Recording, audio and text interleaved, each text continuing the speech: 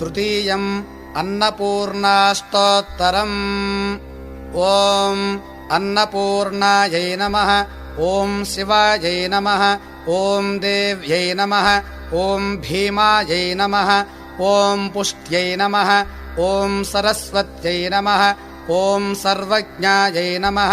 ॐ पार्वत्यै नमः। ॐ दुर्गायै नमः। ॐ शर्वाण्यै नमः।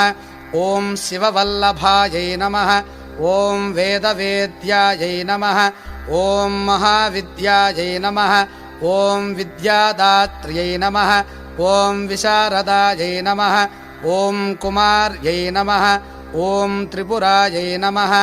ॐ बालायै नमः। ॐ लक्ष्म्यै नमः।